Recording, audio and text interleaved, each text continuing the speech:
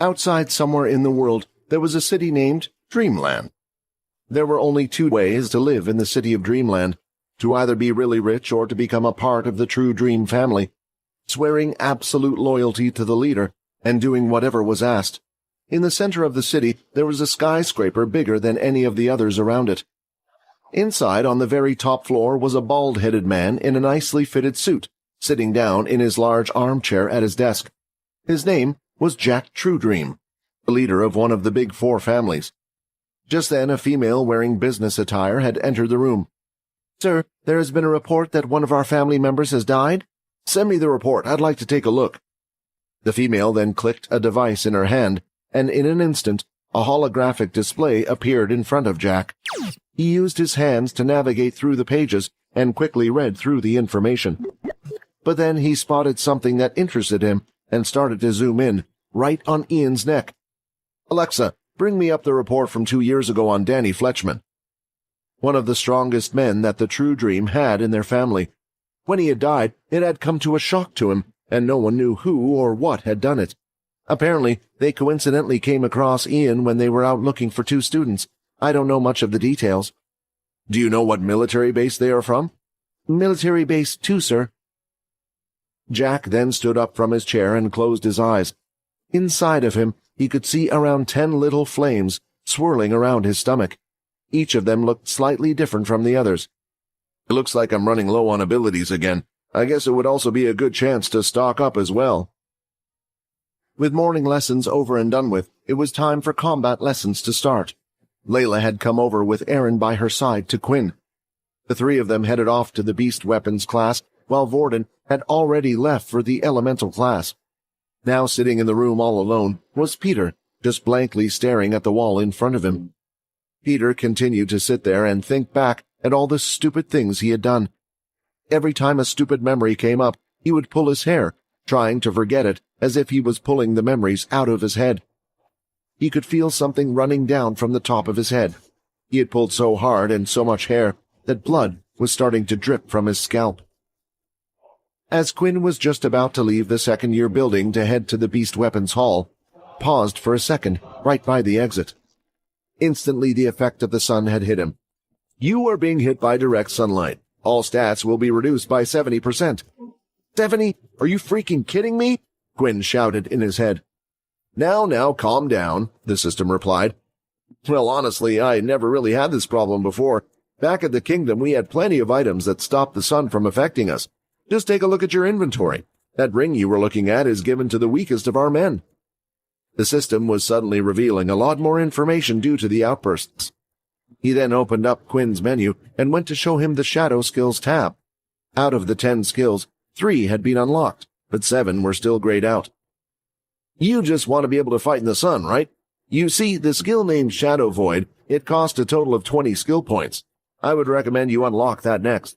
This skill allows you to create your own space of shadows, blocking it from not only the sun, but outside viewers as well."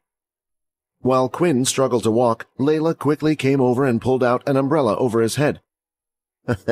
"Vorden, looks like I'm needed more than you after all," Layla thought. "The sunlight is being blocked. All stats will return to normal." "Do you guys have to be lovey-dovey in front of me?" Aaron said as she saw the 2 walking under the umbrella. "We're not a couple. He's just feeling sick. The sun gives him heat stroke easily." "What a wimp," Aaron said as she walked off ahead.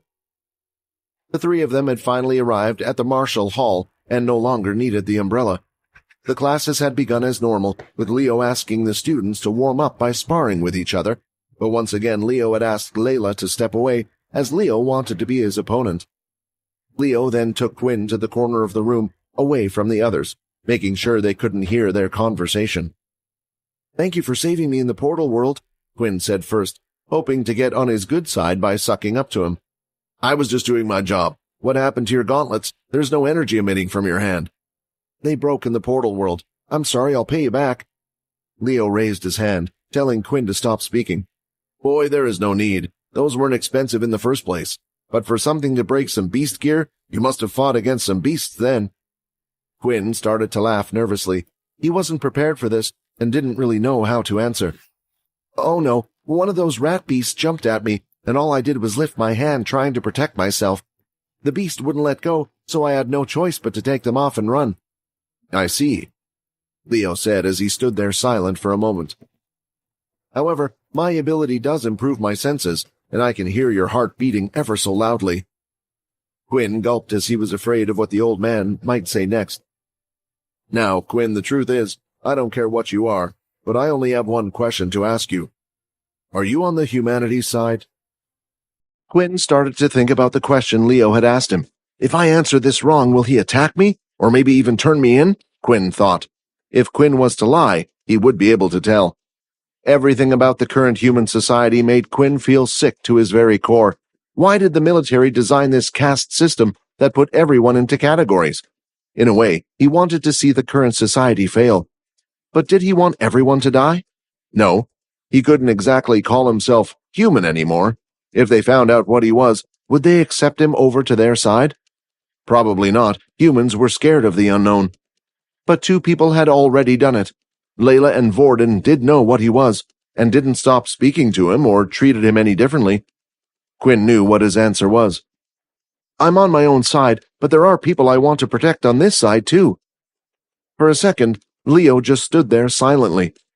I guess my answer was okay, then, Quinn said as he let out a huge puff of air. Get yourself a new weapon, kid, Leo shouted. You're going to need it for the portal expedition, and my offer still stands. Feel free to have a duel with me whenever you wish. The combat classes had ended, and Quinn didn't end up doing much in today's session. With no equipment of his own, he had to pick something else from the wall. But when he tried using a sword, he realized how much practice you needed before he could even become half decent at the thing. Using his fist just felt natural to him, especially since nearly all of his skills required him to use his hands. This meant more than anything that he needed a new set of gauntlets. He finally sat down on the computer and went on to the marketplace. Enter username ID.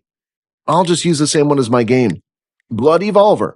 Next, he started to search for gauntlets. There weren't as many online compared to other weapons, but there was still plenty to choose from. Let me give you a tip, the system said. Place your hand on the computer and use your inspect skill while looking at the item. Suddenly, he could see the stats of all the weapons that were in front of him. The second thing was the price of the gauntlets. They ranged from anywhere between 6,000 to 8,000 credits. In the end, he finally decided the best thing to do was to sell the advanced tier crystal. Quinn then started to search for a deathbat crystal on the marketplace, hoping to figure out what price he could sell it at, but to his surprise, there wasn't a single deathbat crystal up for sale. He did the base price of the crystal plus around 2,000 extra credits, selling it for 12,000 in total. And done. Now all I need to do is wait for it to be sold, then I can buy 2 intermediate crystals and get the weapon from the system. Ding! It had only been a few seconds, but someone had already put up the money for the crystal. With it came a portal confirmation number. All Quinn needed to do was to go to the storage unit and place the crystal in the teleporter. Once entering the confirmation number, it would teleport the item to the user on the other end.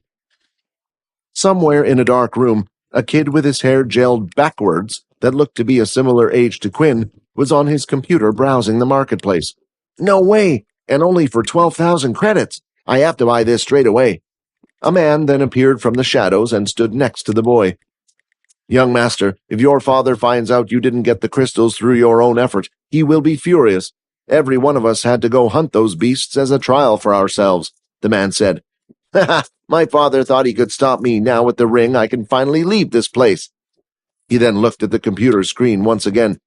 Thank you, Blood Evolver. You have made my day. If I ever meet you in real life, I promise I will repay this debt. After sending away the advanced tier crystal, it didn't take long for Quinn to receive the money. He looked at his watch, and 12,030 credits were all his. The shop stated that the gauntlets he was after didn't need any specific type, so he went ahead and purchased the 2 cheapest ones he could find at 1,000 each. The better equipment would allow him to hunt stronger beasts and earn more money. After searching and searching, he decided to fork out a load of money on a pair of black boots. He purposely chose a design that didn't look too fancy, but also gave him the best stats. As he walked over to the storage room, he couldn't help but have a skip in his step. Quickly, he lifted 2 boxes and started to rush off towards his dorm room. He placed both of the boxes down and immediately ripped into them. Inspect. Intermediate Blackhorn Wolf Boots. Agility +4. Defense +2. When boots are active, can increase the user's speed by 10% for 30 seconds. If hit while active, speed will return to normal. Next were the 2 intermediate crystals he had bought. He held each of them in his hand, and the message had appeared. Would you like to store intermediate beast crystals 2 in your inventory? After selecting yes, the 2 crystals started to disappear and suddenly vanished out of the palm of his hands. Would you like to create the best standard intermediate gauntlets? Cost 3 intermediate crystal.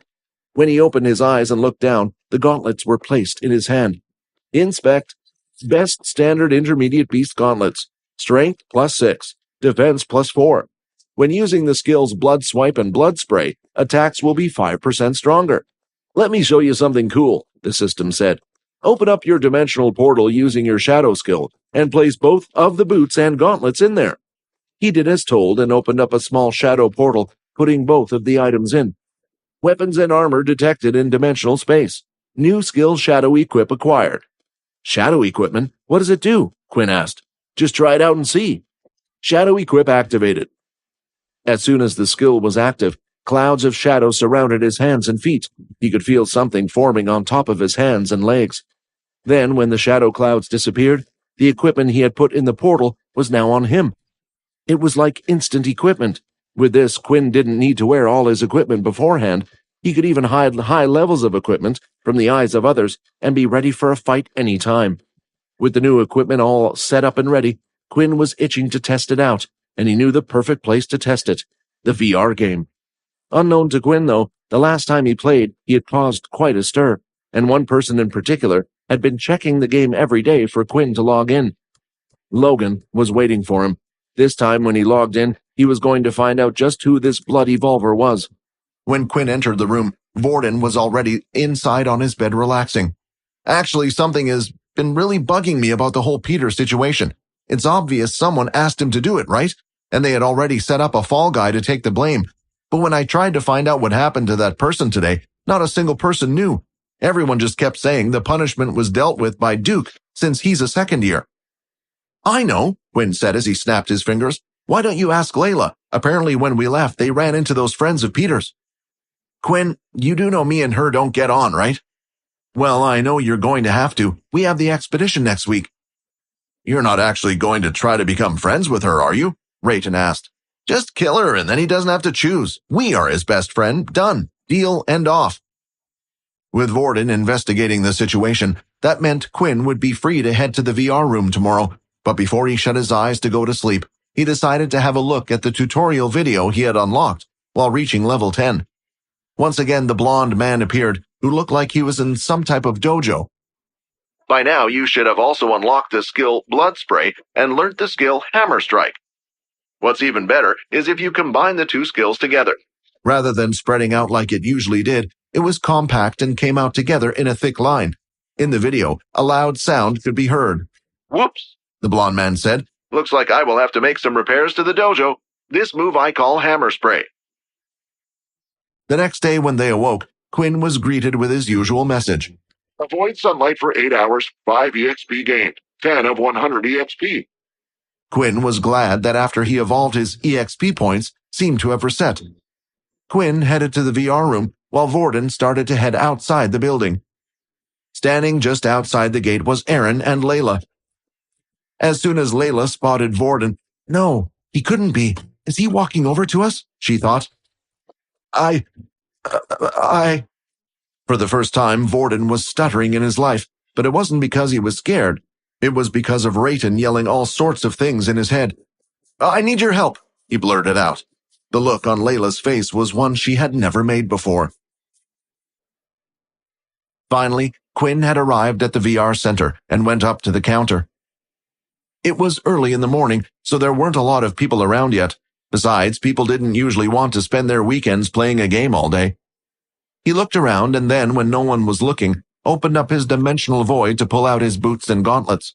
He placed them both in the scanner, and when the process was finished, proceeded to put them away back in his dimensional void again. Welcome, Blood Evolver. After entering the pod, he was transported to the blank white space.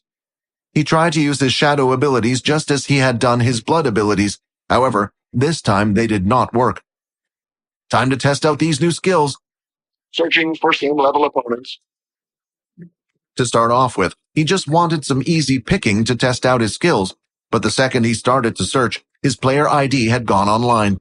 "Oh, I haven't seen him in a while," Nate said. Revolver. But he wasn't the only one keeping an eye on him. So was Logan. He had set up the system so it would ping him as soon as the Blood Evolver went online. There was a part of him that was hoping the videos were fake. He needed to see it with his own eyes, whether or not someone was able to break the system. After searching for a minute or so, a suitable opponent was found. Equipped with his new boots and gauntlets, his stats were as high as they ever had been. Strength 16 plus 6.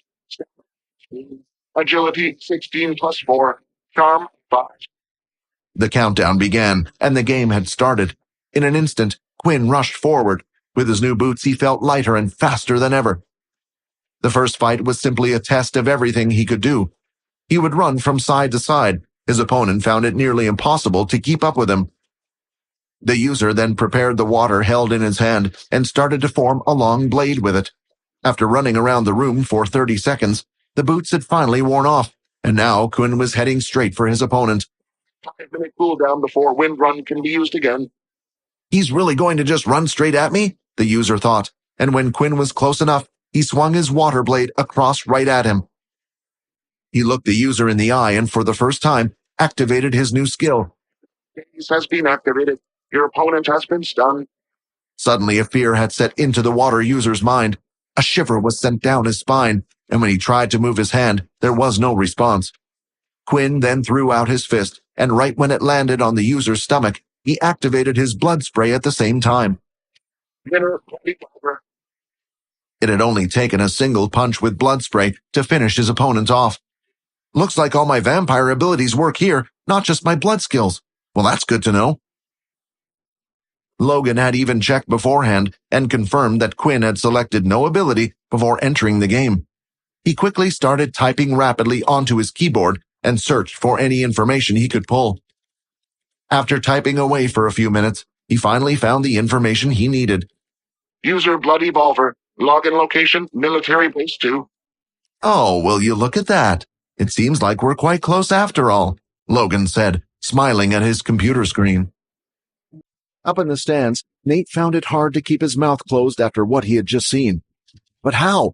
We only fought a couple of weeks ago. Was he holding back, or did he really just get that much stronger in the short amount of time? After Quinn won his first match, he had a feeling that something was missing, but he couldn't quite put his finger on it. Wait a minute. Where's my EXP? Just to make sure, Quinn quickly searched for another level 1 opponent. His opponent was found, and in this match, he wasted no time in dealing with the enemy. Blood Evolver victory. Again, though, there was no system message for EXP. System, what's the meaning of this? You evolved. You're now a level 10. The experience needed was reset. In simple terms, your opponent was too weak for you, so the system didn't reward you with any EXP. Quinn cursed underneath his breath. Frustrated by the situation even more, Quinn went to quickly search for his opponent, hoping it would find him a random user of a higher level. That would at least give him some experience. As he used his inspect skill on his new opponent, he was now going up against a level 4 user with an earth ability. Before the match had started, Quinn failed to notice the stands around him were getting filled. More people were starting to watch his games. Hey, so do you think this is that hacker? Oh yeah, I remember seeing a forum post about it a few days ago on their website. A user who used red energy. I thought it was fake though. Well, we will just have to wait and see. Quinn, looking at his opponent, was wondering just how strong he might be. It was the first time he was fighting against a user who wore beast equipment over his whole body, which meant he would have added stats from the equipment. 3, 2, 1. The match had finally begun. This time, though, Quinn wasn't going to charge in on the get-go. He moved forward until he was within the 5-meter range of Blood Swipe and swung a single attack out as a tester. The Earth user then stomped his foot on the ground, and a solid wall of earth rose from the floor, blocking the attack. A hard earth spear had risen from behind and stabbed Quinn in the back, causing him to stumble to the floor. 46 of 55 HP. Damn, that's what I get for staying still. But before Quinn could even fully recover, several more spears had risen from the ground, coming straight for him. He rolled and dodged the first few before getting back up on his feet. This match was going to be harder than he initially thought. Wind Walk, boosts activated. Using the boot skill, he was able to increase his speed and avoid all the spears coming towards him from the ground. "What an annoying little fly," the Earth user shouted. He then lifted both hands together to create two long walls that went past Quinn. As he brought his hands together, the walls moved with it. "Now you can only go in one direction." With no other options, Quinn had no choice but to run straight ahead, but he had a plan. Skill daze.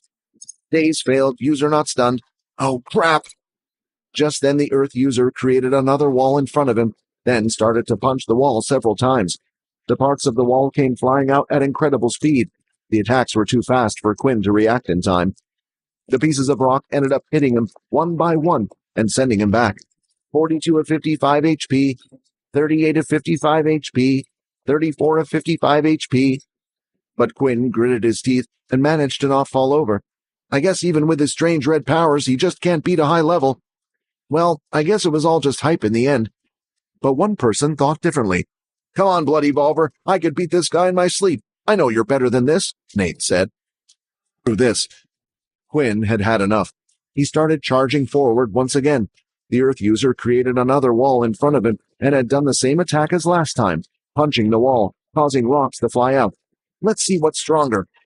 Matching each rock, Quinn started to throw out a blood swipe for every rock thrown at him. Quinn's blood swipe was clearly stronger, destroying the rocks and continuing to go forward.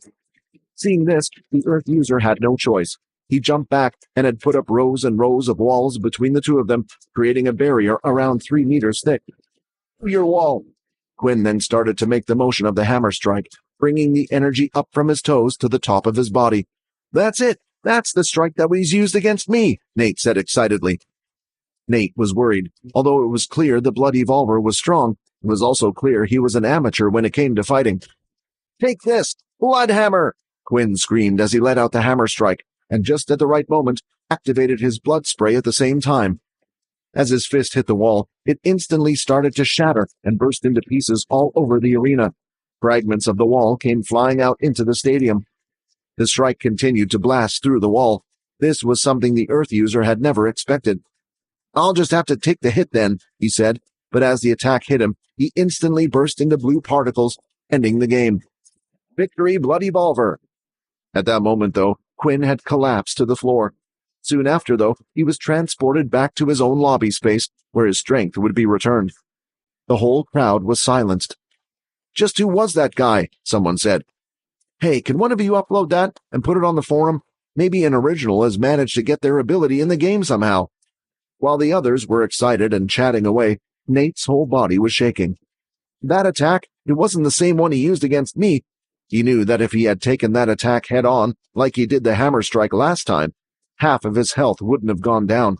"So, you really did get stronger. Well, I will just have to get stronger then." Back inside the lobby, all of his stat points had been returned, so Quinn was no longer on the floor gasping for air like he had just sprinted a whole marathon. The blood hammer strike skill took up a lot more stamina than I thought. The smile was suddenly on Quinn's face. User defeated, 25 EXP gain, 40 of 100 EXP points.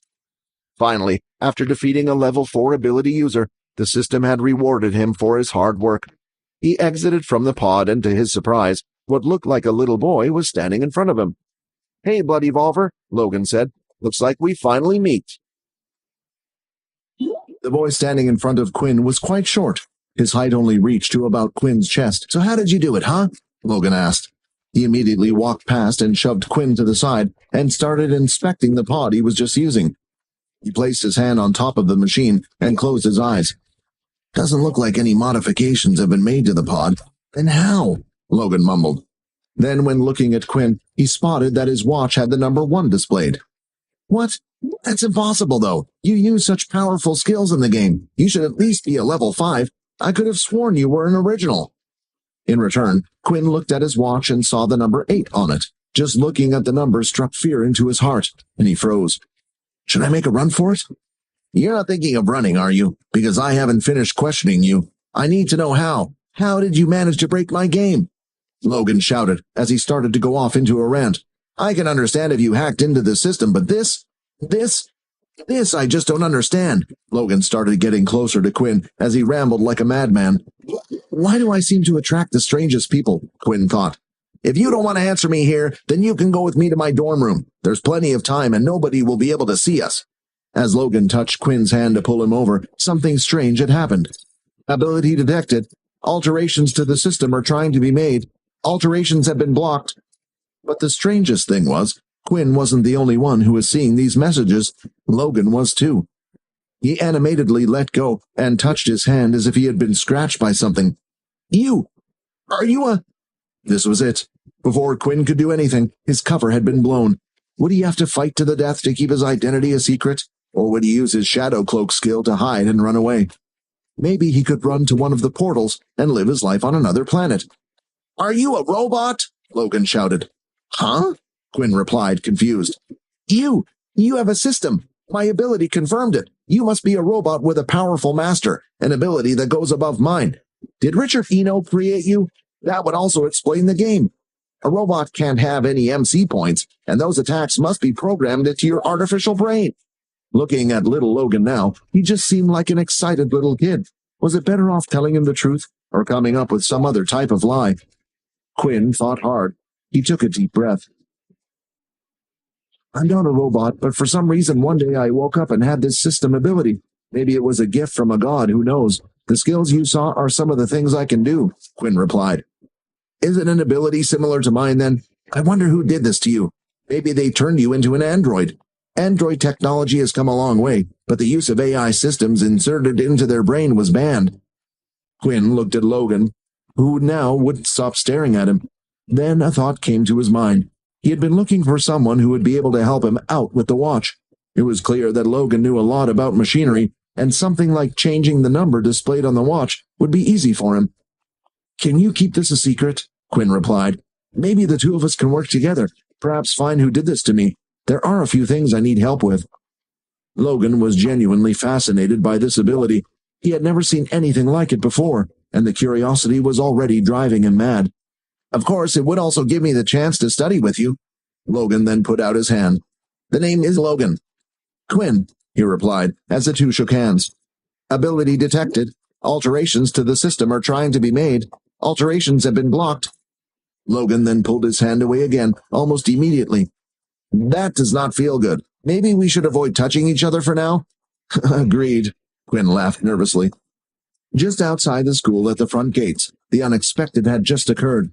Layla was struggling to stand, as she had just heard certain words come out of Vorden's mouth. First, I'm going to have to ask you to step back a bit, Layla said, and no touchy-touchy from you. Look, I'm trying to be reasonable here, Vorden said. Come on, Quinn said that you could help me. Every time she looked at Vorden, she remembered when she was being choked by him. It wasn't a good feeling, and her senses were still tingling all over the place every time he approached. If it wasn't for the fact that Aaron was standing by her side, she would have run the second she saw him coming over. The two of them soon would also be going to the portal expedition together. It was important they tried their best to make up while they could. She let out a big breath and gave in. Fine, what is it? Actually, it's related to Peter. Quinn said that you two had spoken to him while we were away on the other planet. Did you manage to get anything out of him? No, I could tell that we wouldn't. It seemed like he was scared of something, even with Aaron there threatening him, which meant whatever he was scared of was a bigger problem than Aaron, Layla said. Well, I don't think we can get anything out of Peter right now. I was hoping by outcasting him like this, he would go back to the person who put him up to this. Wait, what? Layla said. You mean you're doing this whole thing on purpose? I understand he needs to be punished, but don't you think you're going a little too far? Too far? Vorden replied. You don't even know what really happened there. Were you nearly killed by a blood-sucking beast, abandoned in a world full of monsters everywhere? Blood-sucking beasts? So did Quinn really? Just then, Layla stopped herself as she turned to look at Aaron by her side. Anyway, if you can't get anything out of Peter, then try a first-year student named Earl. He was the one hanging around Peter before this whole thing started. Earl, got it. Thanks for the help, Vorden said. Oh, before I go, Aaron, do you mind if I touch your hand? Aaron stood up from the ground and looked at Vorden for a few seconds. I hope you use it well, Aaron said as she held out her hand. With her ability copied, Vorden then turned away and walked off. He's a tough one, Aaron shouted. Even with my threats, he didn't reveal anything. Don't worry, Vorden said, smiling back. I know someone who taught me a few things. Vorden continued to walk off back into school. Hey, Raiden, looks like I might have a job for you soon. Quinn and Logan were in a different part of the school building than Quinn was usually in. They were in the dorm room area, but were on the floor directly above where Quinn would usually stay and sleep. We're here, Logan said. As Quinn looked around, he noticed they were fewer doors and were further spaced apart.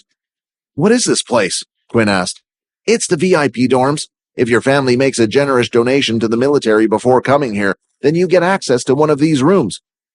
As he opened the door, Quinn was amazed by the sight in front of his eyes. The whole room was filled with what Quinn could only call junk. There were piles of scrap metal everywhere, and lying across the entire place were gadgets, little spaceships, controllers, and all sorts. There were two things that stood out in the room. One of them was a large human-sized tube that seemed to be hooked up to a computer and had large tube-like wires hanging from the top, and right next to that was a VR pod, one of the ones that cost 100,000 credits to buy. Logan then went to sit into his mechanical chair that instantly sprouted a load of arms and started to give him a massage. So what did you want help with? Logan asked. I was wondering if you would be able to hack the watch for me, allow it to display a number of whatever I want. I should be able to do that easily for you, but first you need to tell me why. Quinn hesitated for a little bit. He had only just met Logan. I think I know what you're thinking, Logan said. Well, trust me, I won't be telling the government, the military, or anyone anything. I'll be honest with you, Quinn, I don't care about you. I care about the person who was able to input a system into your mind. To find that person, I need you to lead me to him, and before that happens, I'm not letting anyone take you away. Logan's words sounded a little scary and harsh to Quinn, but at least they were honest. As you know, my system has a certain set of skills that are allowed to be used in the game, but the thing is, I actually do have an ability. Quinn then lifted the shadow and started to move into a giant hand, and used it to wave at Logan. If it wasn't for the fact that Logan was sitting down, he would have fallen down from the shock. What is that? So, you really are an original? Not quite. It was an ability the system already had, but for some reason, as you can see, Quinn said, pointing at his watch, it doesn't register on the watch. 1,000 thoughts started to race through Logan's mind of why it might be. The watch is a simple fix, but if I do this for you, I was wondering if you could do me a favor, Logan said, looking at the wired tube machine. Quinn started to sweat, looking at the thing. Don't look at me like that. The machine there is for the game. Will you let me put your shadow abilities in the game? Logan asked. Quinn decided to think long and hard about Logan's suggestion. I'm sorry, Quinn said. This ability is not mine. Do you know what happened to me recently? What happened to you? Logan said, puzzled. Quinn went on to explain how recently he had gone to a red portal planet along with his friend Vorden. I see, Logan said. I guess I have been in my room too much. Logan sat down, thinking for a while. The robotic hands had finished massaging him, and now behind him, coffee was being made from another machine. Well, how about this? You still help me get the ability into the game, but I won't make the ability public. If you want, you can come up here and play the game on a private server. I get to study you a bit more, and you get to practice. It's a win-win. As soon as Logan finished talking, he turned around and started to take a sip of his coffee, letting out a sigh of relief. Ah, the perfect temperature. So what do you think? There seemed to be no downside if Quinn was to agree. All right, Logan, I'll do it. Logan jumped out of his chair and had a smile on his face. Great, let's get to work. Following Logan's instructions, Quinn did as asked and got into the strange, large glass test tube. Once he was inside, the glass lowered, and now he was trapped in a small space. At the same time, Logan rushed over to his computer and started typing away. Can you hear me all okay, Quinn? Yeah, I'm a little nervous. This is going to hurt. Relax, you big baby, Logan said. Now all I need you to do is slowly use your abilities while in the tube. Quinn proceeded to use his abilities as instructed. Numbers on the computer screen were scrolling about like crazy, but as Quinn looked over, it seemed like Logan wasn't typing anything. Right now, his eyes were closed, and his hand was the only thing on the computer. Is it his ability? Quinn thought. The tests continued with Quinn demonstrating his shadow cloak skill and also his shadow equip skill. And we're done, Logan said, rubbing his eyes. He then got out from his chair and started to walk over to his bed. All the data has been uploaded to that VR capsule by your side. If you want to practice, then go ahead. I'm going to take a nap. I'm beat." After lying down on his bed, a few seconds later, he was fast asleep, smiling away. "He's quite trusting to be able to sleep in a room while you're still here," the system said. "If only he knew what you really were. I wonder if he would feel so safe." "Looks like you're starting to talk to me now, even when I don't ask you questions," Quinn replied. After entering the VR capsule and entering the game, Quinn was transported to the white space. When looking at the list of abilities, his shadow abilities had shown as one of the options. After selecting the shadow ability, Quinn immediately got to trying a few things. Over the next week, Quinn continued to come to Logan's room every day to practice using his shadow ability. Logan had long done as he promised and had hacked into the watch. Now all Quinn had to do was tap the watch fast 3 times to switch between level 1 and level 6. Then finally, after a week had passed, he had achieved what he had set out to do. His shadow control skill was now level 2, and so is his shadow equip skill. Shadow control level 2, shadow cloak level 1, dimensional void, shadow equip level 2. Looking at the other skills, Quinn was tempted to unlock some of the others, especially since one of the skills required 50 points to unlock, called Shadow Eater.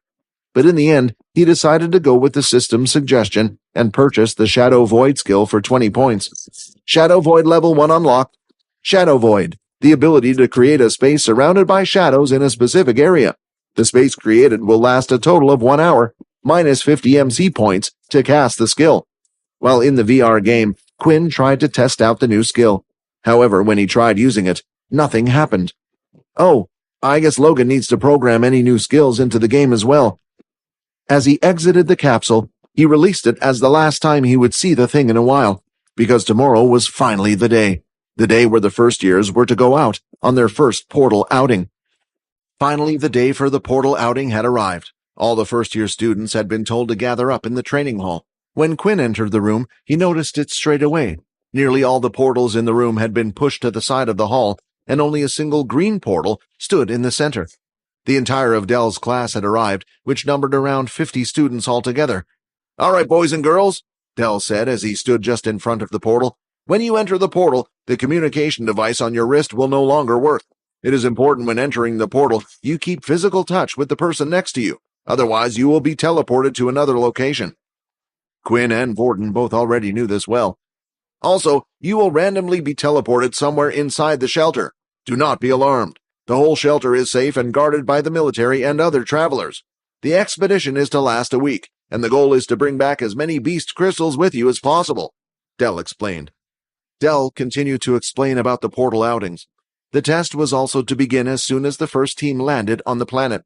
It was up to them to decide how they should pace themselves while hunting, but the last bit of information that came from Dell's mouth was the worst news for Quinn. "Please keep track of time and be well rested. This planet's day cycle is 72 hours of sunlight before it gets dark for another 72 hours, so you will need to keep track of the time yourselves, and that is everything I need to say." At that moment, Vorden and Layla turned to look at Quinn, who stood there with his mouth wide open. "Don't worry, Quinn," Layla said. "I packed the umbrella." "Umbrella?" Vorden said. "I got something even better." Vorden then reached into the bag and pulled out some sun cream. Layla immediately started to laugh as she pointed at the bottle. While Layla and Vorden continued to quietly argue away, Quinn was making sure everything was in the bag, and Erin was playing around with her beast sword. The only one who wasn't, and hadn't said a word this whole time, was Peter. He had made sure to stay quite a distance away from the others. One by one, groups would be called up to enter the portal, but before the Quinn group had been called, Quinn pulled Vorden to one side to ask him a few questions. "Hey, so, any news on who was behind the thing with Peter?" Quinn asked. "Nothing," Vorden replied. "What, seriously?" "Yep, and when I say I roughed up the kids pretty badly, I really mean it. The only thing I found out from them was you weren't the original target. It was me," Vorden explained. "Perhaps I ruffled a little too many second-year feathers." "Well, I see. Well, I guess maybe we should keep an eye on Peter for now." Just then, the number of their group had been called, and they were ready to head into the portal. Standing in a row, the group stood behind each other, one in front of the other. Each was holding on to the shoulders of the person in front. At the back was Peter, and Vorden at the front. "Now remember, don't let go," Dell instructed. "In 7 days, you are to head to the military base and return through the portal back here." One by one, they walked through, and an odd feeling came over their body. When the group opened their eyes, they were surrounded by townsfolk chatter in all sorts. Rows of buildings and shops, market stalls selling food and weapons. They had successfully made it to the shelter. But one person wasn't happy about it at all. You are in contact with direct sunlight. Your stats will now decrease by 70%. When the group of 5 landed, they noticed that there was a circle drawn on the ground where they were, and the people walking around were doing their best to avoid it. Come on, we better move, Vorden said. Just give me Quinn said slowly, as he was already starting to sweat buckets. Quinn, I'm sorry, Layla said, as she rushed over and handed him the umbrella. What's wrong with him? Aaron asked. Oh, he just really can't deal with the heat and hates the sun. He came from really far up north. I mean, like really far, Layla explained, babbling. Aaron looked Quinn up and down, who now had the umbrella propped up over his head. You might be even more useless than Peter on this trip. How are you meant to fight with an umbrella in your hand? This was a major problem. If he was to fight during the day, unless he used his Shadow Void, the sun would still affect him. But Shadow Void took up half of his MC points, not leaving him much to fight with. The other option was to use Shadow Cloak. The problem with this was he was unable to use his shadow abilities to attack while using a Shadow Cloak. It was just a stealth ability. Because of these reasons, Quinn still had to hide the shadow ability for a little longer until he found a solution to the sun. They did as Vorden said, and after a couple of minutes, another group of 5 students had landed in the same circle where they were. How did you know? Quinn asked. Although the teleportation is random, it's not completely, Vorden said. Well, where should we go first? Layla asked. Let's head to the Travelers' Hall. It's a place where they have information for travelers. They walked through the shelter and eventually reached a very large hangar-like building. It was an open space with no entrance, so people were free to enter and go as they pleased. Looks like we're not the only ones here, Erin said as she looked at the groups. It was easy to spot the students as they were required to wear the military uniform. What are they doing? Layla asked as she saw them go up to the quest board. It looks like they're asking for help, Vorden said. Those from a rich family will just hire travelers to do the hunting with them. But how is that fair? Layla asked. Since when have they cared about fair? Vorden replied. Well, there's no point worrying about it, Quinn said. All we can do is focus on ourselves and do the best we can. Says the useless one, Aaron added. The group walked up to one of the stalls that sold all sorts of items that would help with capturing beasts or even killing them. Behind the counter was an old man with a digital monocle over one eye. How can I help you, young soldiers? I guess it's that time again when they send you all out to do your first hunt. We were wondering if you could provide us with a map with all the hunting areas, Vorden asked. Sure I can. That will be a total of 100 credits, though. 100? Layla said. Are you sure you're not trying to rip us off? The old man started laughing. Well, that'll be 150 now because of the young lady's rudeness. Vorden brought out a single card that was gold in color. Since the watches didn't work on other planets, each student was to bring their own money card to be used. Thank you for your business, the old man said. The group opened up the map, which was on some type of digital paper. On it, the map indicated where they were and different areas around them which were color-coded. It went from green, orange, and red.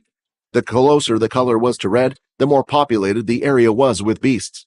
But then, something caught Quinn's eye. When he fought against Nate a while ago in the VR game, he had asked Nate where his friend had obtained the strong, flexible cape.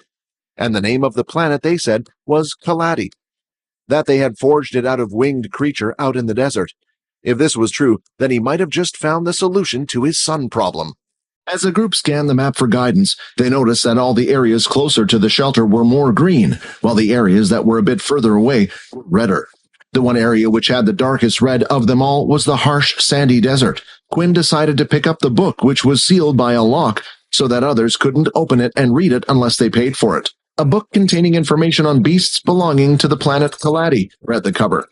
Teethworm, basic tier beast. Winged lizard, basic tier beast. Burning snake, intermediate tier beast. Please select one to find out more information. As he looked at the list of names, Quinn was deciding which one of the 3 was the beast that Nate had talked about. Out of the 3 of them, only one had matched the description. It was the winged lizard. Winged lizard. Although this beast contains wings, it cannot fly. They are also the hardest part of the beast's body. The weak point of the beast is its underbelly. It can be found in the deepest parts of the desert. The description seemed to match the material of Sam's cape, but if Quinn wanted to make a full set of clothing from it, he would definitely need a large amount of beasts' cores. While he was there, he decided he might as well look at the other beasts. There was always the chance to encounter them, and if they did, it would be handy to know their strengths and weaknesses. "Hey you, if you're not buying anything, then get out of here." "I was just looking," Quinn said. The old man then walked over and snatched the book out of Quinn's hand. "I said get out now, or else." "You're lucky that people are around," Quinn said as he walked away. When Quinn arrived back at the group had decided that for the first day, they would head to one of the green areas nearby. After defeating a few basic tier beasts, they would make their way into the red zone. Although Quinn was eager to go into the red zone to get his crystals, he was happy with the decision they had made. As the group made their way towards their destination, Quinn and Vorden were in the lead and were talking about different things. "You know, while you were in that shop, Peter kept saying some weird things," Vorden said. "Do you think they might plan to do something on this trip?" Quinn asked. "I doubt it. Unlike the red portal places, there are too many people here. But the important thing is that Peter believes that they will." The area they chose to go to on the map was a small little oasis. The area was filled with beasts, known as teethworms. They would travel under sand, but were easy to spot, as a big lump of moving sand was coming towards you. When they were close enough, they would pop out from the sand and open their circular mouth, displaying thousands of small razor-sharp teeth inside. Peter and Quinn stayed in the middle while they allowed for the others to attack the worms. Vorden and Aaron found it the easiest to deal with the worms. Layla, on the other hand, found it a little more difficult. Even when using her telekinesis ability, her arrow was too slow. The arrow would hit the sand before even hitting the beast. The only way she could overcome this was to not use her ability at all and just fire at the worms with no fear. Still, it would take a couple of arrow shots for her before the worms were dead. As Quinn saw the group killing basic beasts left and right, he felt a little sad. Not because he couldn't join in. He was happy that others were fighting, but the fact that all of these kills could have been precious experience for him. As he had this thought, a familiar voice sounded in his head. "You know, if you bloodied one of them, you would be able to gain EXP for all their kills," the system said. Quinn thought about it seriously for a while. She had already asked him to turn her into a vampire and know he really could. While thinking about whether or not to blood Layla, Quinn decided he would leave it to her and would ask her later. While the group was busy fighting away on the outside, one of the worms managed to wiggle past their formation and was heading straight for Quinn. As soon as the worm had reached the shade of the umbrella, Quinn grabbed the worm midair by the end of its tail. "So ugly," Quinn said as he squeezed it tightly with his bare hands. The center of its body was strung like a towel as black blood fell to the floor. "Basic beast killed. 10 EXP earned. First teeth worm killed, 100 bonus EXP gained. You are now level 1. 70 of 200 EXP. Strength, 16. Stamina, 15. Agility, 16. Charm, 5. You have received 2 stat points." The group had taken out a total of 9 teeth worms together. "Was this here before?" Peter said, staring at the thing. The next thing he knew, out from the mound of sand, another teeth worm came jumping out. All panicked, Peter fell to the floor and completely forgot about the earth staff he held on his back. But before the earthworm could reach him, a spear of ice came rushing from the side and killed it in one shot. Right by the oasis, another group had witnessed the whole thing and couldn't help but laugh at Peter's reaction. The leader of the group was named Ben, and he wielded a large club on his back. "Boss, watch out!" one of them shouted as a teeth worm jumped from the side. He reached out for the club on his back and was ready to slam the thing to pieces. Instead, an ice spear came out from the side and accurately stabbed it through its body and onto the sand. "You don't mind if I take that one's beast crystal, do you?" Aaron said, walking over. "Sure, go ahead," Ben replied with a fake smile. The teeth worms were no longer jumping out and attacking, and now they had time to collect the beast crystals. "How much did we get?" Ben asked. "A total of 4, boss." "Seriously?" As Ben looked over, he noticed that the other group must have obtained over 10, more than double their haul. Then he noticed something else as well. The boy at the back of the group, Peter, didn't seem to gel as well with the others. In fact, it was almost as if they were treating him as an outcast. "You're only as strong as your weakest link," Ben said with a smile. All crystals that were handed into the military base would be counted towards their points. However, the military would keep 10% of whatever they gave in to be counted. So instead, Quinn decided to keep the crystal inside his system where it couldn't be found and sold later. The sun was still burning brightly, and it didn't look like it would set any time soon, but they knew they had been out for at least 6 hours. Then they headed straight for the military base, which was located at the center of the shelter. This was a square-like building that had several different departments, but for the next week, just in front of the building was a small stand for students. At the stand was a single adult soldier, and behind him a large digital screen. The digital screen behind him was suddenly updated. The name Layla could be seen, and the number 15 was displayed next to it. While looking at the board, Quinn also spotted Logan's name, who was second on the leaderboard with 24 points. He hadn't spotted him since this expedition, but knew he would be here since he was a first-year student. I guess that's what a power level 8 can do. He must have some pretty strong teammates with him as well, Quinn thought. Before they were to head off to sleep for the night or day, they decided that they should have a group meeting on the kitchen table. The 5 of them sat down, and Erin was the first to speak. She said, "As you all know, my goal is to come out as one of the top teams during this assessment. Right now, we're just above average, and I can't accept that. That's why I think tomorrow we should head into the red zone." "I think we're strong enough," Vorden added, "but the problem is these two." The 2 people Vorden was talking about were, of course, Peter and Quinn. To be honest, Quinn wanted to go to the red zone too. Most likely, the winged lizard lived there, but he had planned to go there when the day cycle had changed to night.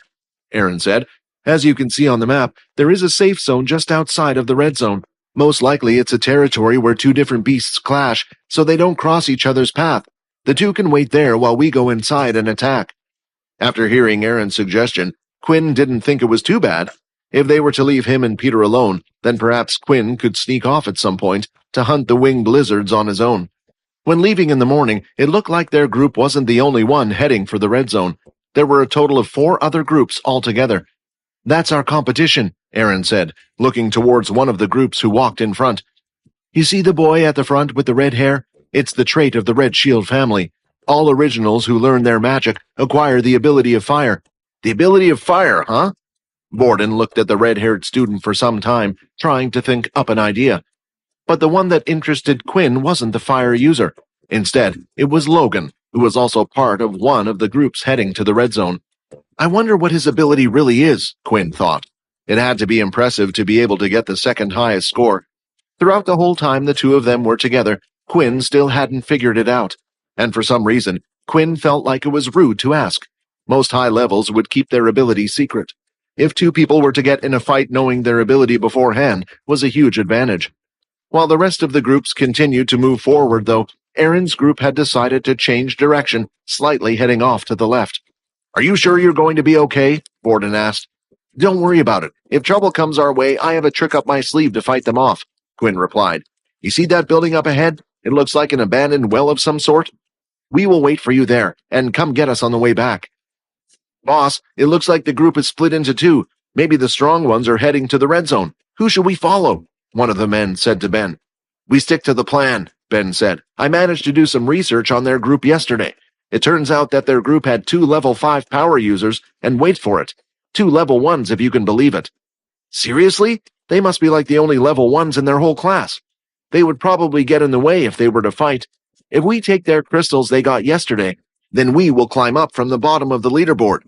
Back at the red zone, Vorden and the others had finally arrived. Most of the groups had spread out from each other, making sure that they didn't get in the way of each other's hunting process. The red zone was filled with winged lizards.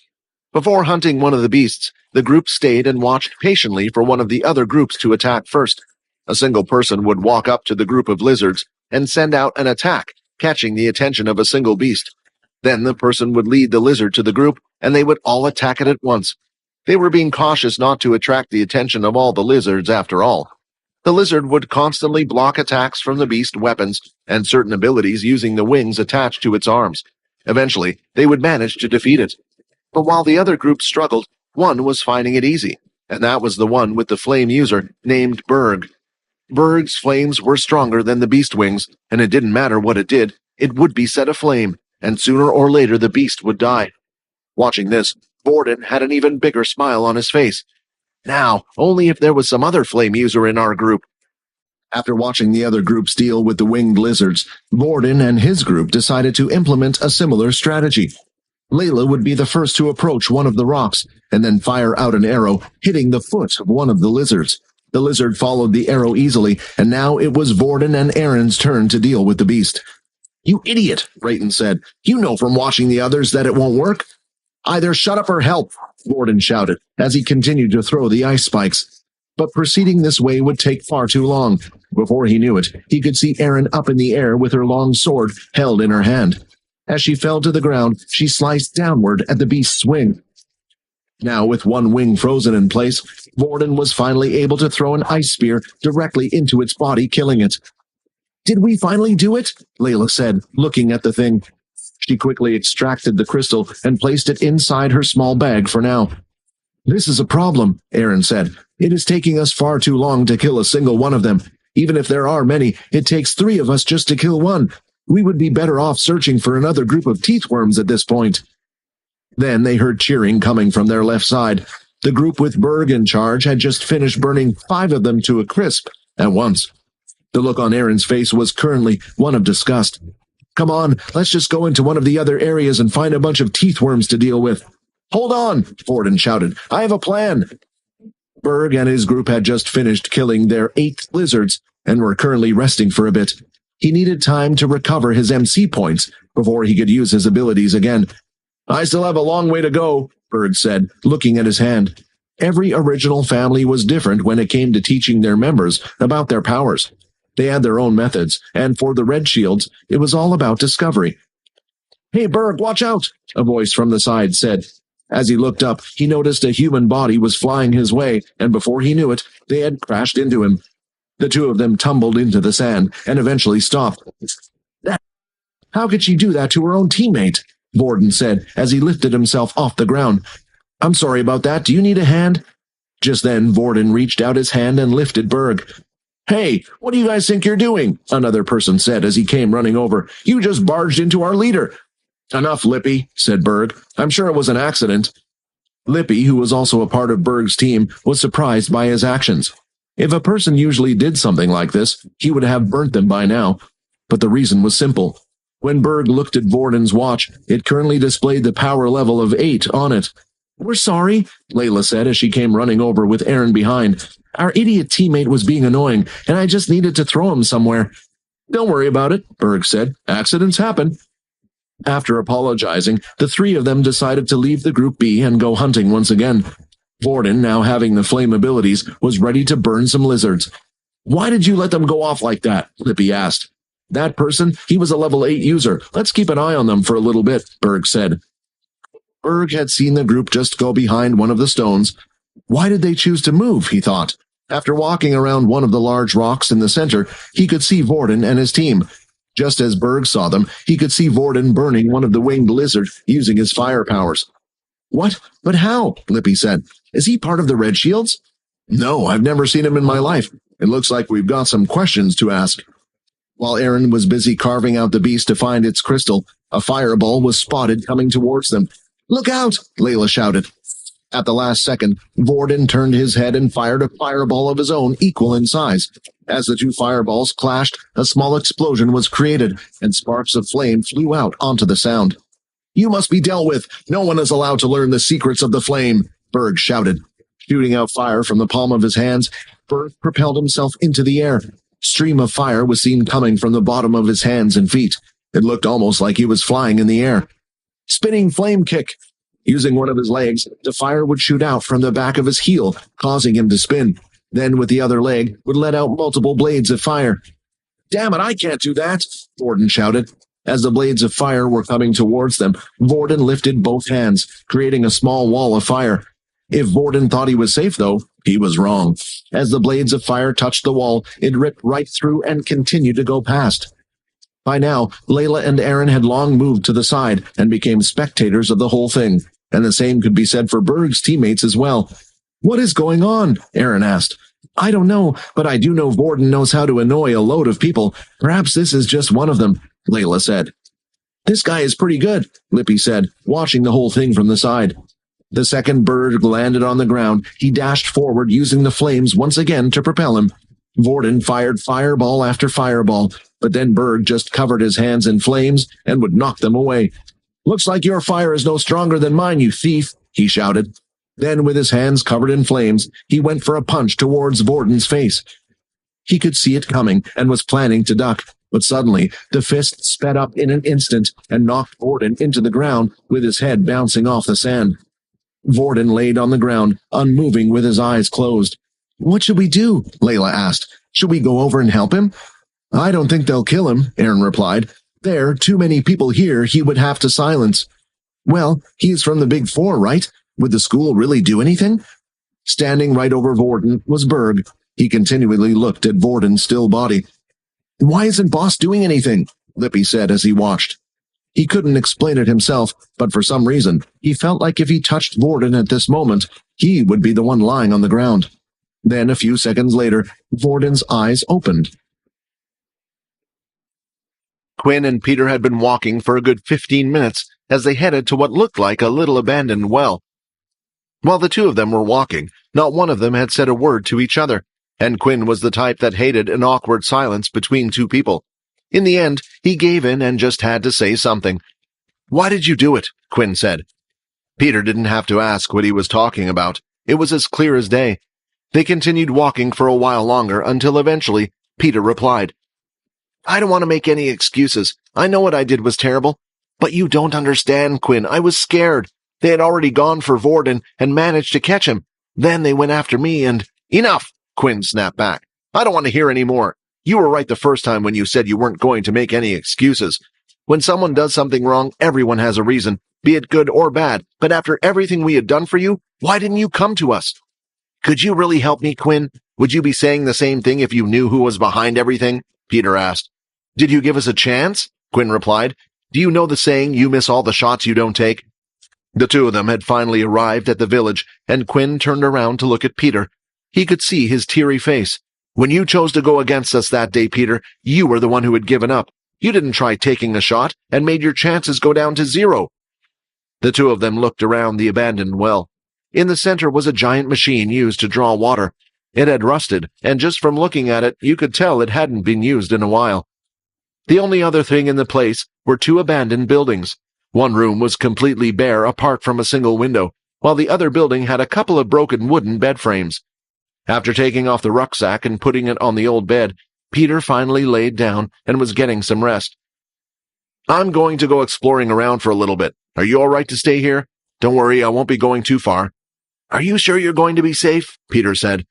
"Yeah, as long as you aren't behind my back, I'll have nothing to worry about," Quinn said jokingly. "Sorry, that was a low blow." Quinn pictured the map in his head. He remembered the red zone was quite a large circular area. They had just come from the left direction, which was where Vorden and the others went. So as long as Quinn went right and forward, he should be in a different area of the red zone. With that, he decided to head off into the desert with his umbrella in his hand. Watching all of this happen was Ben and his group. "It looks like the two of them have split up. You 3 go for the kid with the umbrella. Take off everything, even his money card, and get him to transfer everything over. Me and Hugo will go get rid of the other one." They did as told, and 3 of their men went off to follow Quinn into the desert, while Ben and his friend Hugo had decided to enter the same building that Peter was in. In the desert, before Quinn had even reached the red zone, he could hear the sounds of people getting closer to him. His vision wasn't as great in the sunlight. It was about the only thing that was still affected while in the sun, but his hearing was always top-notch. "Who sent you?" Quinn said without turning around. "That's none of your business now, is it?" one of the students said. "Now you better listen to what we say or else—" "Or else what?" Quinn said as he turned. "I'm sorry some people think I'm a bit slow." The students then lifted up their watches to each reveal their levels. One was a level 4 student, and the other 2 level 3s. "I hope you understand," the level 4 user said. "Oh, I see. Because you're a higher level than me, I should be scared now, right? I should obey everything you do, because I don't want to be hurt." "Skill active Shadow Void." Suddenly, from underneath Quinn's feet, his shadow started to spread. It grew and grew until it encompassed a large area in complete darkness. The shadows that formed the walls were continually moving. From the outside, it looked like a giant cloud storm. Quinn then tapped his watch 3 times and lifted it up for them to see. The number had changed. He was now a level 6. Vorden stood there, standing in the sand. He hadn't moved for a few seconds now, and his head was facing the floor. From the top of his head, a trickle of blood was dripping down onto his forehead, and little by little, droplets would fall to the ground. "Why is the boss just standing there?" Lippy asked. The truth was, Berg couldn't explain it himself. Something about the person he was facing a few seconds ago had suddenly changed. He felt the same presence as when he was just about to face one of the elders in his own family. Then, for the first time since being beaten to the floor, Vorden had moved. He lifted his hand and wiped the blood away before staring at it on his sleeve. "You guys said you would protect me." "Hey, don't look at me, Syl," Rayton said. "Vorden was the one who got knocked out before I could even do anything." "Maybe it's time for a change," Syl said. "What, and leave this person in charge?" Vorden argued. "If you do this, you will be lonelier than before. Even Quinn won't stay by your side." "Quinn. Ah, yes, Quinn," Syl said as he looked around at where he was. "I don't see any Quinn." "This will be good," Rayton said. "Hey, Syl, that man in front of you is hiding Quinn from us." Syl then looked at Berg up and down and started to walk towards him, but his face wasn't peaceful or anything. It was like that of a demon. The anger could be felt, the emotion, everything. Berg could feel it just coming from his face. "Stay back!" Berg shouted as he covered his forearms and fist in flames once again. As Syl took another step forward, Berg was at his limit and knew he needed to attack now. Placing both hands together, he started to fire a pillar of flames from his hand like a flamethrower. As the fire came towards him, Syl swung his hands, lifting a pile of sand with it and dropping it straight on the flames, causing it to extinguish. "When did he get my ability?" Layla said, watching the fight. "And why is it stronger than mine? I could never lift that amount of sand." "Vorden's ability is strange," Aaron said, "but if I remember correctly, he could control two abilities. Perhaps it has something to do with that?" Seeing this, Berg too was shocked. He had thought Vorden was just someone who had learnt the family secret, maybe tortured one of their members into teaching it to them. But now suddenly he was using another ability. But how was this possible? While Berg was shocked by the whole thing, he started to feel an icy presence climb up from his feet. "What is this?" he said as he saw his two legs freezing. In an instant, he activated the fire to cover his legs, causing it to melt the ice. But all Syl wanted to do was stall him for a second or so, as he formed an ice spear and threw it directly at his shoulder. Please subscribe to the Pocket FM YouTube channel and press the bell icon for instant notification. Check out our channel for more such exciting shows.